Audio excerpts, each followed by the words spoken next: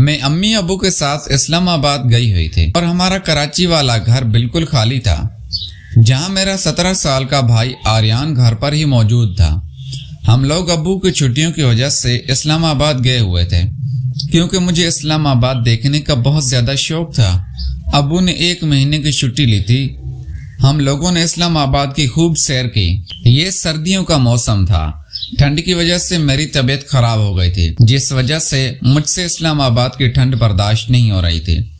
एक ही शदीद किस्म के सर दर्द नज़ले ने मुझे जकड़ लिया था। तब भी मैंने फैसला किया कि मुझे घर जाना चाहिए, तो अम्मी ने मुझे खाला के साथ वापस घर भेज दिया, क्योंकि अम्मी अबू वहाँ कुछ दिन तक मजीद रहना चाहते थे।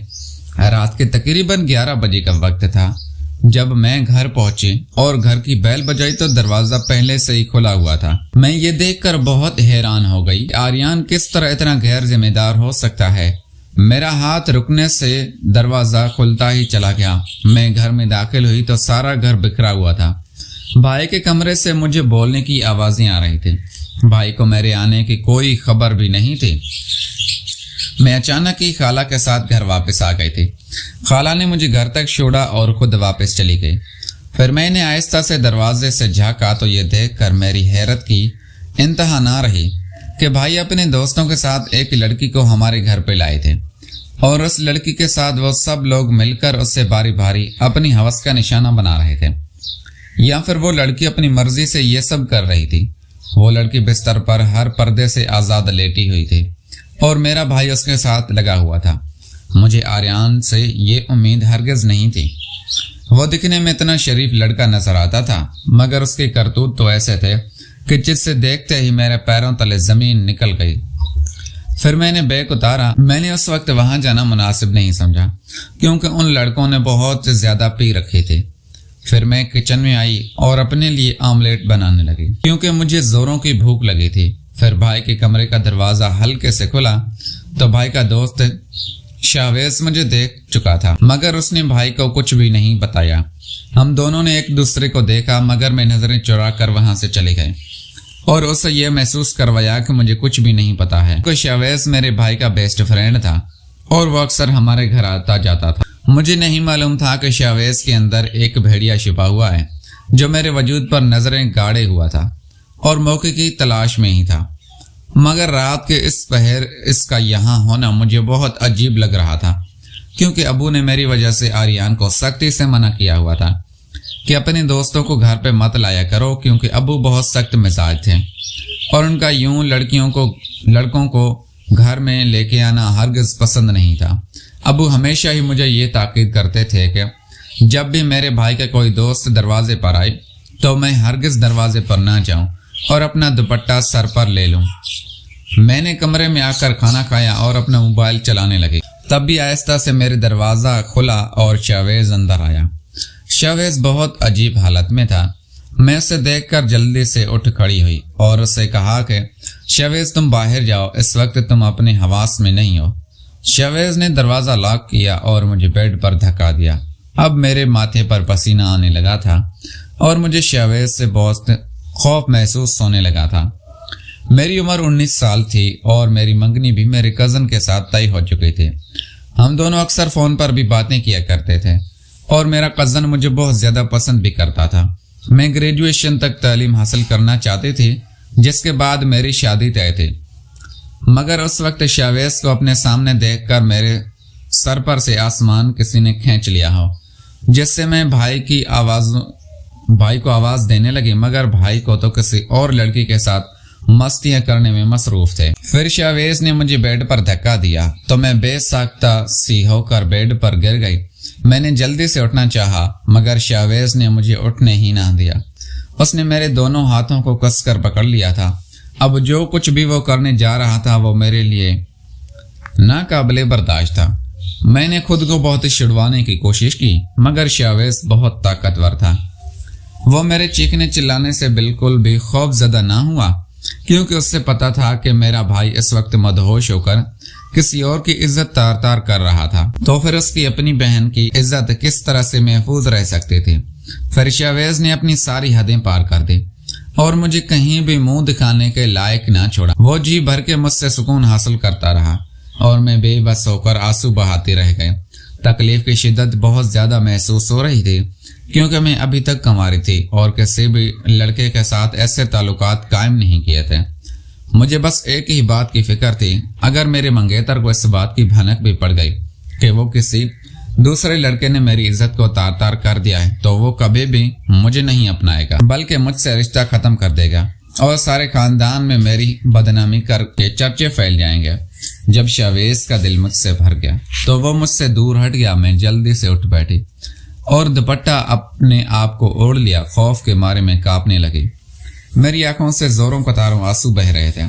مجھے سمجھ نہیں آ رہی تھی کہ آخر جو قیامت مجھ پر بیتی تھی اس کا ذکر میں کسی سے کرتی اور پھر اس کا ازالہ بھی تو اب ممکن نہیں تھا۔ شاویز یہ سارا کارنامہ سر انجام دینے کے بعد اپنے گھر جا چکا تھا اور اس لڑکی کو بھی ساتھ لے گیا جو اس کے ساتھ آئی تھی۔ اگلی صبح میں باہر آئی تو میری آنکھیں سرخ انگار ہو رہی تھی۔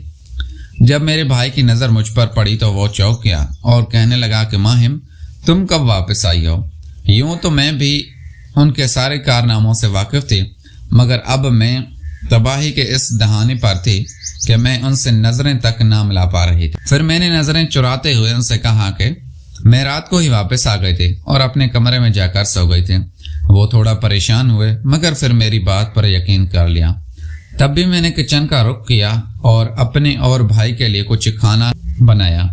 ہم دونوں نے ناشتہ کیا تو بھائی فون کال سنتے ہوئے باہر چلے گئے اور میں صوفے پر بیٹھ کر اپنی بربادی پر آنسو بہانے لگی۔ آج میرا کچھ بھی کرنے کو دل نہیں چاہ رہا تھا۔ میں نے اپنے منگیتر کو بھی آج کال نہ کی تھی۔ ویسے تو میری ہر صبح کا آغاز اس سے بات کرنے پر ہی ہوتا تھا مگر آج میں سوچ رہی تھی کہ کس منہ سے اس سے بات کروں۔ وہ یقیناً میری بات کرنے سے میرے موڈ کا اندازہ لگا لیتا۔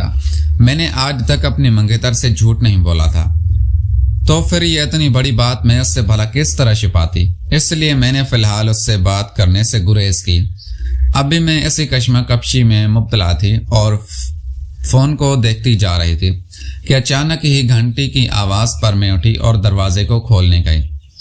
میں نے سمجھا شاید آریان ہوگا مگر میں نے جیسے ہی دروازہ کھولا تو شاویز گھر میں داخل ہوتے ہی مجھے ایک زوردار دھکا دیا اور میں زمین پر جا کر گر گئی۔ اس نے جلدی سے دروازہ بند کیا اور مجھے خاموش رہنے کا اشارہ کیا اور کہا کہ جلدی سے کمرے میں چلو۔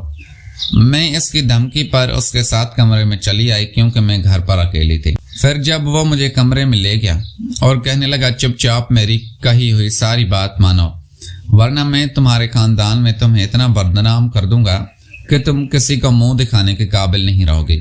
میں ایک بار تو شاویز کے ہاتھوں برباد ہو چکی تھی اور اپنے ہونٹوں کو سی لیا تھا مگر مجھے دوبارہ شاویز سے اس قسم کی گھٹیا حرکت کی امید نہیں تھی۔ پھر وہ کہنے لگا کہ میں نے ہی آریان کو کال کر کے باہر بلا لیا تھا اور میں اسے ایک کام میں مصروف کر کے آیا ہوں، تب تک میں جی بھر کے تم سے مزہ حاصل کر لوں گا۔ اس نے دونوں ہاتھوں سے بڑی بے رحمی کے ساتھ میرے بازو کو جکڑا اور مجھے بیڈ پر دھکا دے دیا۔ ابھی میں پچھلی رات کو ہی نہ بھولی تھی کہ ایک بار پھر سے یہ قیامت مجھ پر ٹوٹنے جا رہی تھی۔ پھر شاویز نے جی بھر کے میرا استعمال کیا۔ میری آنکھوں سے آنسو کا ایک دریا نکلا تھا۔ میں بہت مجبور ہو گئی تھی اور شاویز کی اس گھٹیا حرکت کا نشانہ بنی تھی۔ جب شاویز کا دل مجھ سے بھر گیا تو اس نے میرے کپڑے اٹھا کر میرے منہ پر مار دیا اور یہاں سے چلا گیا۔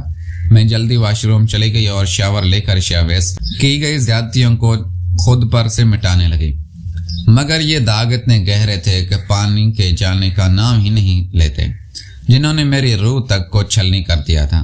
میں نے جلدی سے امی کو کال ملائی اور ان سے کہنے لگے کہ امی میری طبیعت صحیح نہیں ہے، آپ پلیز جلدی گھر آ جائیں۔ پھر میرے دوسرے دن شام ہوتے ہی امی گھر واپس۔ ابو میرے لیے بہت زیادہ پریشان تھے۔ وہ لوگ مجھے ڈاکٹر کے پاس لے گئے۔ ڈاکٹر نے میرا معائنہ کیا۔ میں شدید بخار میں مبتلا تھے۔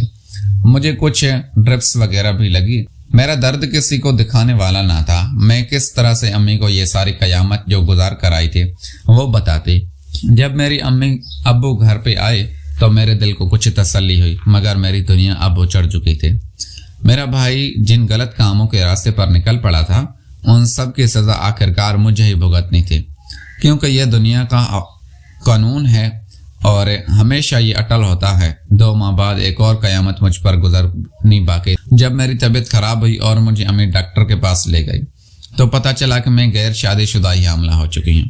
یہ بات میرے ساتھ میری ماں پر بھی قیامت بن کر گر گئی تھی۔ پیارے دوستو، میں امید کرتا ہوں آپ کو ہماری ویڈیو پسند آئی ہوگی۔ اگر تو ہماری ویڈیو پسند آئی ہے تو ویڈیو کو لائک کر کے چینل کو لازمی سبسکرائب کریں۔ ملتے ہیں اگلی ویڈیو میں۔ ویڈیو دیکھنے کے لیے بہت شکریہ۔ Thanks for watching.